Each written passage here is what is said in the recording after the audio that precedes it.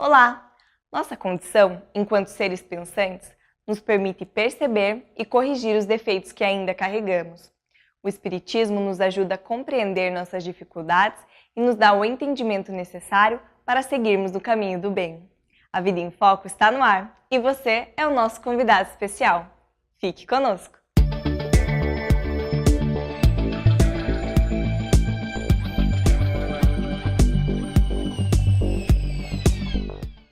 A família é um dos primeiros núcleos de aprendizado do ser humano, e saber gerenciá-la com os conflitos e dificuldades individuais é um árduo processo. O tema da entrevista de hoje com Marcelo Collin é planejamento familiar. Não perca! Hoje, no Vida em Foco, você vai ver curiosidades, crônica, o quadro Espiritismo Esclarece, com as dúvidas dos nossos telespectadores, e fechando o nosso encontro, mais reflexões sobre a doutrina espírita e os ensinamentos de Jesus. A gente começa com a crônica da semana. As instituições de ensino estão cada vez mais avançadas. Com a evolução exponencial dos meios de comunicação, o ensino também evolui, tanto em conteúdo quanto em abrangência. Por outro lado, pais com o tempo cada vez mais escasso buscam instituições que ofereçam educação completa, com aprendizado sólido o suficiente que garanta aos seus filhos a formação abrangente que o mercado de trabalho exige. Com essa preocupação, muitos pais acreditam que estão oferecendo o melhor para o futuro de seus filhos, com uma formação que pode garantir uma vida digna e confortável. Mas se a formação intelectual de nossos filhos precisa ser entregue a uma instituição confiável, muitos são os pais que delegam para as instituições de ensino a educação moral de seus filhos, como se fosse possível transferir para as escolas a tarefa que nosso Pai Celestial confiou a nós, pais terrestres. Kardec nos assevera em O Livro dos Espíritos que ser pai é uma missão muito maior do que possamos imaginar, mas que não são poucos de nós, pais, que gastamos mais tempo endireitando as árvores de nossos jardins do que os maus pendores de nossos filhos. Se vivemos em uma imensa crise moral em toda a nossa sociedade, lembremos-nos de que cada cidadão entregue por um pai para viver em sociedade precisa de uma sólida educação moral, não apenas intelectual. Uma educação com valores desenvolvidos em base cristãs, à luz do Evangelho do Cristo. Se a tarefa de formação intelectual de nossos filhos cabe às instituições de ensino, a tarefa de apresentar Jesus aos seus corações foi confiada a nós, pais, e é intransferível, porque precisa ser desempenhada com amor. E o nosso exemplo de vivência cristã. Não confiemos a ninguém a tarefa que o Pai nos confiou. Apresentemos Jesus aos nossos filhos. Ninguém substituirá o nosso amor por eles. Só assim garantiremos um futuro seguro aos nossos filhos. A entrevista de hoje traz o tema planejamento familiar. Acompanhe! Olá, seja bem-vindo, seja bem-vinda. Esse é o programa Vida em Foco, nosso quadro de entrevistas. Hoje recebendo Marcelo Collin, meu querido amigo médico. Seja bem-vindo, Marcelo. Obrigado, Lúcio. Bom estar aqui de novo. Obrigado por sua presença. Vamos falar sobre o planejamento familiar? Planejamento familiar, né? Que é uma questão que surge mesmo, né? Pedir a favor, contra, né?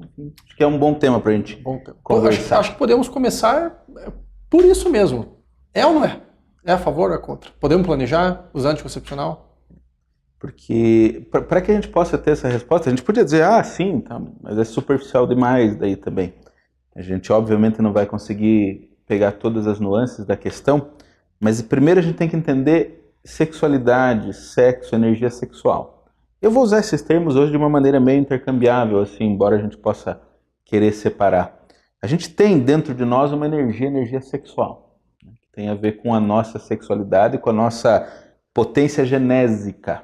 Então, nós temos os centros de força, né, que na tradição esotérica são chamadas de chakras. Um deles é o centro de força genésico, então que trabalha com essa energia. Então, ela circula em todos nós. E para que a gente consiga extrair, usá-la da melhor maneira possível, a gente tem que tomar consciência de algumas coisas dentro de nós. Então, o mais natural e primeiro que a gente pensa assim, a energia sexual serve para procriar. E olhando dentro desse contexto que a gente fica na dúvida, mas então é lícito ou não é lícito fazer planejamento familiar? Mas, muito embora a energia sexual sirva para a procriação, sirva para fazer esse movimento que vai dar origem a um novo corpo, ela serve também para muitas outras coisas dentro do nosso funcionamento sentimental, emocional, energético, esse camada que vai aí por debaixo dessa nossa camada física. Então a energia sexual não é uma energia que está restrita ao ato sexual, à relação sexual. Então os espíritos daí trazem para nós muitas informações. Mas é interessante observar que elas vão ter a ver com os relacionamentos em geral, com a construção de relações afetivas. Porque eu estabelecer uma relação é construir alguma coisa. Então, enquanto eu era eu, o Lúcio era o Lúcio, nós éramos uma coisa. A partir do momento que a gente começa a ter uma convivência, nós vamos construindo alguma coisa. Que eu não tinha antes de ter essa vivência com você, você não tinha também. Então veja que muitos espíritos vão dizer então que a energia sexual é uma energia eminentemente de construções. Então tem a ideia de construir um corpo físico novo para um que está vindo, mas tem a ver com várias construções. Por isso que eles dizem, por exemplo, que os artistas usam muito da sua energia sexual naquelas concepções, nas construções da arte, em criar uma coisa que até então não existia. E ele vai com o senso dele, com o pensamento dele, fazer construções. Então, para nós, energia sexual tem mais a ver do que propriamente ato sexual, relação sexual. É uma coisa que transcende isso, é uma coisa que pode existir na dinâmica da minha relação com a minha esposa, com o meu companheiro, minha companheira, pode ter a ver com os meus filhos, com os meus pais, com os meus amigos, com a natureza, e de diversos modos eu posso estar circulando essa energia. O ato é simplesmente um aspecto importante. Bem que se diga, né? Não é à toa que, diante da história, quantas coisas foram construídas e destruídas em torno dessa energia do ato sexual, da libido, né? Do desejo sexual. Sim, é um aspecto importante, mas nós não podemos reduzir ele apenas a isso. Ok, mas dentro do planejamento familiar em que é usado a energia, obviamente, para isso, o entendimento acaba ficando um pouquinho difícil, né? Porque a energia, entre aspas, ela está disponível, mas até onde eu a uso para ter outros filhos ou para não ter, muitas famílias se culpam por ter mais filhos e não deveriam ter tido por questões financeiras, outras ao contrário, né? Veja que legal, nós não temos uma bateria de energia sexual, sabe? Que a gente usa e não tem mais, e gasta, e desaparece. Né? Então nós não temos uma quantidade limitada de energia que precisa de algum modo ser utilizada e que se eu não usar ela não está lá, ou se eu usar demais eu não vou ter mais adiante. Então isso é um fluxo, é uma dinâmica que acontece, uma dinâmica sexual. Então ela de fato, nessa dinâmica, ela pode ser hiperexcitada, eu trabalhar demais dentro da minha esfera sexual e me congestionar, ficar com excesso dessa energia que vai trazer determinados transtornos, ou eu posso suprimir ela demais e ficar com baixa energia sexual que vai afetar toda a minha criatividade. Então, ter uma relação saudável com a sexualidade é importante, né? Agora, para a gente trazer isso para o planejamento familiar, nós temos que responder uma outra pergunta. Por que a gente tem filhos, afinal de contas? A energia sexual está aí, é uma lei de Deus, a lei de reprodução é uma lei de Deus. A família é uma instituição divina, não é humana, não foi a gente que inventou família, não teve uma pessoa que um dia disse, vamos nos reunir em família. Está no instinto, está na natureza do ser humano buscar a reprodução e reunir-se em famílias. Então nós temos que entender um pouco adiante qual é a ideia por trás de por que temos filho e daí ver se regular ou não regular a quantidade de filhos também faz sentido. Então nós temos que passear pela ideia de uso de energia sexual e regulação da quantidade de filhos juntos a seguir aí. Ok.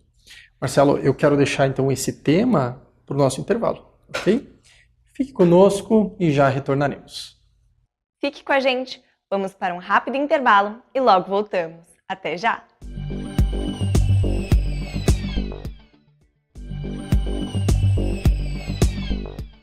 Voltamos com a segunda parte da entrevista. Hoje, a Vida em Foco traz o tema Planejamento Familiar. Fique conosco! Retornamos com o nosso quadro de entrevista. Ao meu lado, o Marcelo Collin, falando sobre o planejamento familiar. A bibliografia de hoje, pela qual o Marcelo se baseou para trazer as informações, é o livro Após a Tempestade, de Edivaldo Pereira Franco. Marcelo, falávamos antes do intervalo sobre então, a dinâmica de ter filhos, se ter família ou não é algo divino ou não é, quem criou. Vamos seguir adiante disso. Então, vamos perceber assim, que no momento do ato sexual em si, da relação sexual, nós podemos estar mobilizando essa energia pelo nosso corpo. Então, é uma oportunidade, é uma possibilidade. É possível, sim, um casal ter relação sexual e isso não mobilizar, não afetar a dinâmica da energia sexual. Né? Mas uma das coisas é isso, quando você tem relação sexual, você trabalha, você dinamiza essa energia em você. E, bom, qual que é a ideia que está por trás disso? Né? Quando tem a lei de reprodução associada a isso, então nós nos reproduzimos, tem a ver com instinto, inclusive a energia sexual e o prazer relacionado ao ato sexual tem a ver com esse jogo que a providência divina faz para garantir a lei de reprodução. Ela se torna tão interessante, tão gostosa, tão prazerosa, para que a gente busque ela naturalmente e instintivamente e que garanta a preservação da espécie, a continuidade aí das experiências que os espíritos podem ter no corpo a partir dela. Então você pode estar mobilizando, porque tem gente que mobiliza mal a energia sexual na sua relação sexual, e daí você diz, não, mas eu não quero continuar a ter filhos. Mas ter filhos não é só da vazão à energia sexual. Porque filhos estão muito longe de ser simplesmente o produto de uma relação sexual na vida das pessoas. A chegada dos filhos afeta sobremodo o funcionamento de uma família. Então quando eu digo assim, não, eu quero evitar ter filhos na minha relação sexual, que decisão eu estou tomando por trás disso? Então é lícito e desejável, não é só lícito como desejável, que a gente planeje como é que a gente quer ter filhos, quando a gente quer ter filhos, né? Que a gente planeje, sim, o melhor momento para a gente começar a ter relações sexuais também. Então a gente não quer dizer que você só vai poder ter relação quando você estiver pronto para ter um filho. Essa é uma abordagem que algumas pessoas têm para a vida. Você só pode ter relação sexual quando você puder assumir o resultado de uma relação sexual, que é ter uma criança. Por isso que um adolescente, um adulto que está se firmando profissionalmente, alguém que está na faculdade, não pode pensar em ter relação porque ele não poderia ter filhos nessas circunstâncias. Então a gente não vai por esse caminho do radicalismo. É lícito que a gente planeje, que a gente possa mobilizar a energia sexual e ainda assim planejar qual é o melhor momento e quantos filhos a gente pode ter. Agora, por que você está fazendo isso? E essa é uma pergunta que só você pode responder. Se você está escolhendo assim, não vou ter filhos por hedonismo, vaidade, egoísmo ou cupidez, você está errado. Tá? Porque são motivos que as pessoas podem ter. Não quero ter filhos porque eu quero poder curtir a vida material. Basicamente essas 4 características que eu pus tem a ver com essa ideia de, não, eu quero ter uma vida material mais tranquila, mais fácil, mais agitada, mais seja lá o que for. Bom, que agito vai de madrugada quem tem filho em casa, né? Isso é um agito constante. Mas não, outro tipo de agito para a vida. Daí não é legal, não é uma boa escolha que você está fazendo. Agora não, eu quero ter 2 filhos porque 2 filhos tem a ver com toda uma organização, um planejamento de contexto. E eu quero ter mais do que 2 relações sexuais na vida? Não, acho que é justo, né? Tá de bom tamanho. E você pode planejar. Né? Existe um número ideal de filhos? Não tem. Pode ser 0 para um determinado casal numa circunstância? Sim, pode ser que o ideal para ele seja 0. Não é provável, tá? É exceção. Aqui na Terra, a maternidade e a paternidade fazem parte dos nossos planejamentos existenciais. Agora, se é 1, se é 2, se é 3, se é 4, né? Aqui no nosso estúdio, 4 é o campeão, escolheu 4 filhos, né? A gente já fez uma entrevista aqui com o Francis, né? Sim. Que tem mais. Então, é melhor, é pior? Não é essa conta, porque à medida que eu vá contra o hedonismo, o egoísmo, a vaidade, o materialismo, eu estou indo bem na minha vida. Porque ter um monte de filhos para dizer, olha como eu tenho filhos, também não é legal, porque também está o egoísmo em jogo nessa passagem. Existe, falando então em controle de natalidade, existe algum método que seja indicado ou não indicado? Tem uma controvérsia dentro do que a gente consegue entender. E daí eu diria, evite a controvérsia, fuja da controvérsia. A controvérsia é a pílula do dia seguinte. Porque cientificamente a gente não sabe dizer exatamente em que momento que ela opera. Qual que é a ideia que o Espiritismo nos traz? Que a vida começa no momento que o espermatozoide encontra o óvulo. Né? Ali é o início da vida. Ali pode ter um espírito já ligado. Então, a partir desse momento, qualquer tentativa de interromper o segmento de uma vida, como a pílula do dia seguinte, teoricamente acontece antes, mas pode acontecer depois, ela fica nessa controvérsia. Então, não é proibida, e até de repente, daqui a pouco a gente entende que não, que uma vez que tem a vida, a concepção, é impossível a pílula do dia seguinte funcionar, mas até hoje o estudo não trouxe isso. De fato, quanto mais demora para usar a pílula do dia seguinte, menor é a eficiência que ela tem, mostrando que ela não é um abortivo forte. Mas, de resto, a gente é livre para usar um método que tem a ver, porque tem que ver com adaptação também, né? Tem mulher que se dá bem com hormônio, tem mulher que não pode usar hormônio, tem gente que coloca o DIU e se sente bem, tem gente que consegue fazer a tabelinha e funciona bem, enfim. Aí mas o ponto casal realmente pode escolher. é o questionamento científico do nosso ponto de vista do possível aborto que a pílula poderia causar. Concordo plenamente com isso. Na dúvida, fuja dessa aliás, nenhum médico orienta o uso da pílula do dia seguinte como um método anticoncepcional para ser usado rotineiramente, né? Então já não faz parte dessa proposta. Marcelo, nós temos uns 30 segundinhos ainda. Gostaria de deixar uma mensagem para os nossos ouvintes e amigos em casa? A energia sexual é uma potência da alma mesmo. De fato, ela é capaz de nos dar condições para fazer coisas que às vezes é difícil a gente conseguir imaginar. Mas para isso é necessário o equilíbrio. Como qualquer paixão, como qualquer movimento que vem lá de dentro de nós, para que ele consiga alcançar toda a sua potencialidade, toda o resultado que ele pode dar, ele depende que nós aprendamos a utilizá-lo com sabedoria. Então, eu devo utilizar da minha energia sexual, levando a minha afetividade a um novo patamar, que transcenda a relação conjugal, que transcenda o ato sexual e que nos dê mais possibilidades. E para isso, somente com a disciplina mental mesmo, com o exercício de fazer as coisas de uma maneira consciente. Porque é comum que a gente se deixe levar pela sexualidade de uma maneira sem perceber direito o que está fazendo. E daí tem esse impulso, esse instinto, aquele instinto, e se atrapalha pelo meio do caminho. À medida que eu vá tomando decisões conscientes na minha vida, percebendo, puxa, eu tenho isso, mas isso não é bom para mim. Essa não é uma maneira boa de eu canalizar essa minha energia nesse momento. E vá fazendo escolhas mais saudáveis, eu vou tendo um manancial importante, mas que eu consigo canalizar para uma produção positiva e isso vai aí multiplicar em resultados para crescimento espiritual de qualquer um de nós. Por aí que eu pensaria, Luiz. Legal. Obrigado, Marcelo. Você que está em casa, muito obrigado pela sua presença, pela sua atenção e até o nosso próximo encontro. Se você tem dúvidas e quer ouvir as respostas aqui no programa, mande suas perguntas para contato@vidaemfoco.com.br e acompanhe as próximas edições. Fique agora com o quadro Espiritismo Esclarece. Olá, Antenor da Silva pergunta: como fazer para obter a mensagem de um parente falecido? Antenor, a comunicabilidade dos espíritos é um dos princípios básicos do espiritismo. Trata-se de algo que deve trazer esclarecimento e consolo, auxiliando encarnados e desencarnados. Os espíritos gostam de se sentir apreciados e lembrados, desde que de forma equilibrada.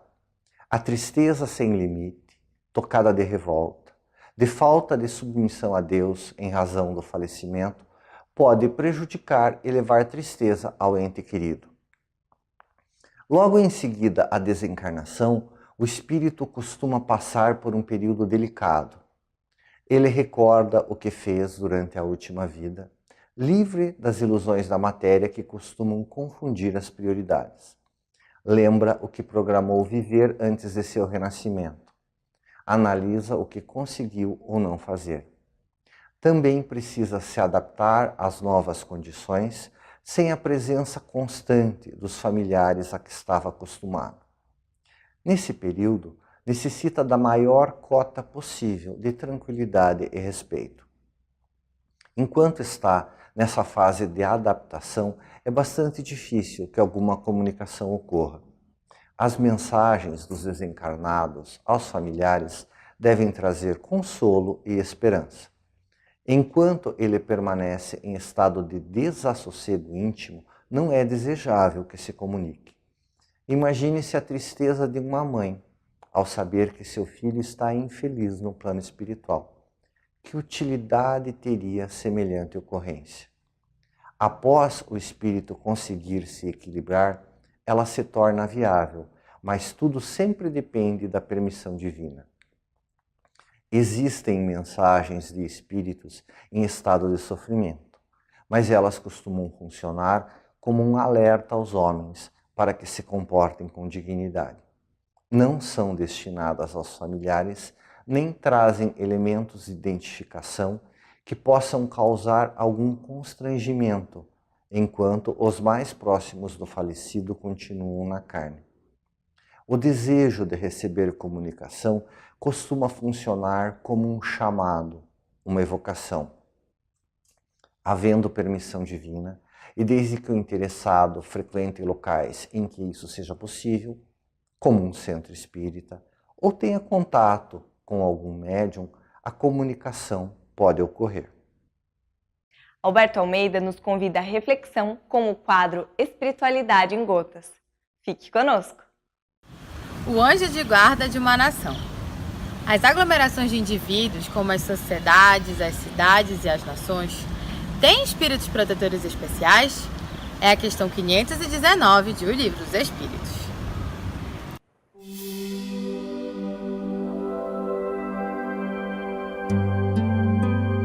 Espiritualidade em gotas. Tem pela mesma razão de que esses agregados são individualidades coletivas que, caminhando para uma direção comum, necessitam de uma direção superior em nível espiritual. Foi a resposta que os benfeitores espirituais ofereceram à questão palpitante do guiamento das nações. Do mesmo modo que em casa, cada um tem o seu anjo de guarda, mas de que a família detém um anjo de guarda superior que rege a família como um todo, apoiado pelos outros anjos guardiães individuais, nós temos, num grau crescente de complexidade, espíritos de maior gabarito, de maior evolução, que tutelam povoados, comunidades, cidades, países, fazendo assim que haja uma hierarquia na gestão da influência espiritual superior por parte daqueles espíritos que representam a divindade. Porque cada nação, com os seus habitantes, circunstancialmente reencarnados ali, detém um objetivo comum. Vamos observar a Fenícia na navegação, a Índia com a sua missão do desenvolvimento místico, o Egito com, na sua história antiga, o desenvolvimento da ciência templária, oculta. Vamos ver a Itália desenvolvendo o direito, o Brasil, a fraternidade e a espiritualidade. Cada nação, sejam as antigas, sejam as mais modernas, elas obedecem a propósitos e aqueles espíritos que estão ali e que reencarnam muitas vezes na mesma nação, tutelados por um espírito superior, são auxiliados para que, num encadeamento de espíritos nobres, até chegar ao anjo guardião de cada indivíduo reencarnado, possam assim sinergicamente, sincronicamente, apoiar aquela nação para que ela alcance os seus objetivos. Seja da liberdade, por exemplo, como a Suíça, da democracia, como os Estados Unidos, nós vamos percebendo que cada país tem um talento, por assim dizer, que faz parte da missão daquele país num determinado período de tempo. Sobre todos esses que regem as nações, há outros espíritos mais nobres. E, na tutela de todos eles, segundo os espíritos afiançaram Allan Kardec, está Jesus, o espírito mais perfeito que a Terra já conheceu, para nos servir de modelo e de guia, cujas mãos estão nas nossas sagradas origens à sua tutela. Auxiliado por outros espíritos igualmente nobres, que são os cooperadores diretos, qual Krishna, Buda e tantos outros, que não têm um compromisso com esta ou com aquela nacionalidade, mas são cooperadores de Jesus no sistema da gestão, da administração e da evolução planetária. Assim, nenhum país e nem a Terra está à deriva. O olhar nosso para a espiritualidade nos remete para a confiança e a fé de que nós temos espíritos que estão guiando os nossos destinos numa certa medida, nos apoiando nas melhores escolhas e de que a Terra não é uma bolinha de gude solta no universo. Ela está sob a regência do Espírito Crístico de Jesus, que faz, de algum modo, a gestão do nosso planeta azul para que todos nós possamos fazer dele um reino de amor, de fraternidade, de justiça e de igualdade, fazendo a nossa parte.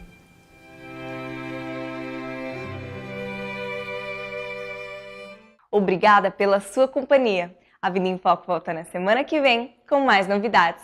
As suas sugestões são muito importantes para o programa e você pode enviá-las para o e-mail contato@vidaemfoco.com.br. No site www.avidaemfoco.com.br você encontra todas as edições anteriores.